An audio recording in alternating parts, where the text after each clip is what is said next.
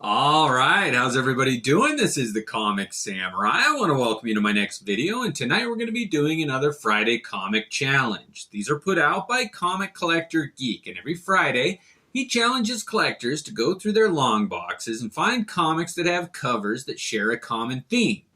And tonight's theme is giants. So let's go ahead and jump right in. First up, we got this X-Men number 217, and it's got a Walter Simonson cover.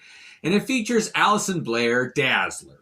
But what really catches my eye is the juggernaut behind her. And I've said it before, but I measure every villain and hero's strength against the juggernaut. What they do against him. He's the unstoppable force, right? And on this one, he's going up against Dazzler. He is truly a giant. And I had to feature another one, and it's X-Force number 3, and it's done by Rob Liefeld. And I just can't get enough of his art, and especially his iteration of the Juggernaut. I mean, Deadpool and the Juggernaut fought in the movies, and it only makes sense that I like Liefeld's drawings of the Juggernaut because he created Deadpool, right? Anyway, this has got Juggernaut going up against all the members of the X-Force. And look at how big he is. He takes up, I bet you, 70% of the surface area of that cover. And if that doesn't define a giant, I don't know what does. Next up, we got a weird comic. It's called Tokyo, and it's by Vertigo Pop, and it's number 1. And I had to pick this comic up when it came out just based on the cover. I had to see what was going on. That image of the giant with some chopstick dropping a little figure into her mouth. I just had to say, what is the story here? How can you possibly make a narrative out of this image? And it was surprising. I didn't end up getting any more of the series, but I liked this first one all right. Next up, we got Avengers number 66. And this is a beautiful John Buscema cover. And it's got Giant Man on the cover. And I couldn't go a whole series about giants and not feature one that had Giant Man. And this is my favorite cover with him. It really does tell you how big he is. He's in the Avengers mansion and his whole body can't even fit into a single room. I really like that image of his giant hand reaching for Iron Man. What a good image. Next up is Justice League of America, number 135. And this is King Kull, the villain, who's the giant here. And he's attacking that mount where Shazam has all his powers. And it's just, this is a great story. It's a crossover between Earthworlds 1, 2, and 3. And if you ever get a chance for this series, it's awesome. But this cover with that giant King Kull, what a villain he was. So powerful. It took all of the JLA and some of the JSA to bring him down. And what a great story and cover this one is. Next up, we got Power Man and Iron Fist, number 57. And in this one, they take on the Living Monoliths. And it's got a guest appearance by the X-Men. And this is one of my favorite comics with the cover of the X-Men doing a crossover. I really like that. With those giant hands holding all the characters. And that Living Monolith, what a strange villain he was. He was original and different. And I loved his image as a giant on this cover. Next up, we got Alien Worlds 3D number 1. And I always love a 3D comic book. But what makes this one special is it's a very, very early work by Art Adams. He does some interior work on a story that is so entertaining. It's got movie sets and aliens, and you don't know what's real and what's not. But it's just an underrated comic. I love this one. But that image of the giant female hovering over those astronauts or space explorers is just such a great image. I wish Art Adams had done the cover, but he didn't. But it's still an amazing image. I think they really nailed that one. It looks like John Bolton, but I'm not sure who it was. Next up is Fantastic Four number 243, and it's the classic, iconic Galacticus cover, or Galactus, by John Byrne. As a kid, I always said Galacticus.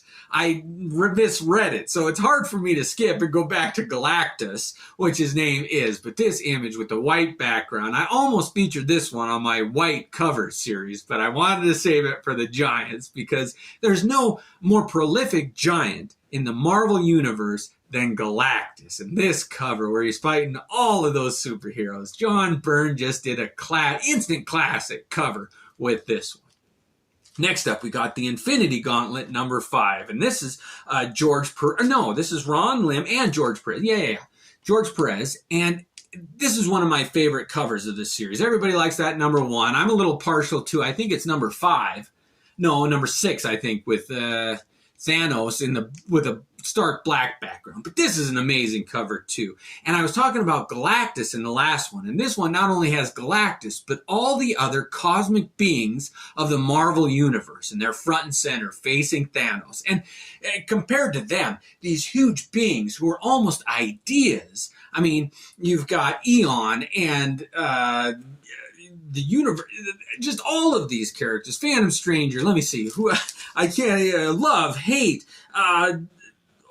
some of the Eternals, and they dwarf Thanos on this one, and he gets the better of them. So that says something about Thanos, able to take down those giants. Next up, we got Superman number 3, and if Galactus is the known giant in the Marvel Universe, then Darkseid has got to be one of the leading giants in the DC Universe. And this image of him by John Byrne holding Superman there, it really sums up how evil of a character that Darkseid is. What a fun image John Byrne was able to capture there. Next up is classic X-Men number 6, and it goes back to Art Adams. I can't get enough of his stuff, and this is some of his earlier stuff when he did the covers on these classic X-Men, and every one of them was a masterpiece. But this one, with those giant sentinels fighting the X-Men and Wolverine front and center, you'll never hear me complaining about that. But I do like the image of those sentinels in the background. Whenever they have expressions on their face, I like that. Next up, we got the Amazing SpiderMan number 329. And if the Sentinels are giants in the Marvel Universe, then the Tri-Sentinel has got to be 3 times as big, right? Well, he's right here on the cover, and he's just about to squash Spider-Man. He makes him look like a little teeny insect, or an arachnid, I guess I should say. But in any event, this is the Tri-Sentinel, and he's a huge giant in the Marvel Universe. All right, we only got a handful left, but next up is Savage Dragon number 79. And right on the cover, it says Attack of the 60-Foot Woman. And it's a riff on that old B movie from the 50s, but this one with that 60-foot woman, giant, holding Savage Dragon. I mean, it doesn't get any more giant than that. And Eric Larson, every image that he did on this Savage Dragon series just told a story. I really enjoyed his work on that series. I still do. He's still doing them to this day. Next up is Nick Fury, and finally, I always save the best for last, Nick Fury, Agent of S.H.I.E.L.D. number 2. And if there was ever a giant cover, it was this one. I mean, it's an old Silver Age comic on the cusp of going into the Bronze Age, but this Jim Steranko art, I just can't sing his praises enough. It's dynamic, it's colorful, it draws you in, and with that giant on it, it sums up what a giant cover should be. Well, thank you for joining me on this series. I hope you enjoyed it. Let me know what your favorite giant covers are. Thanks again, and have a great night.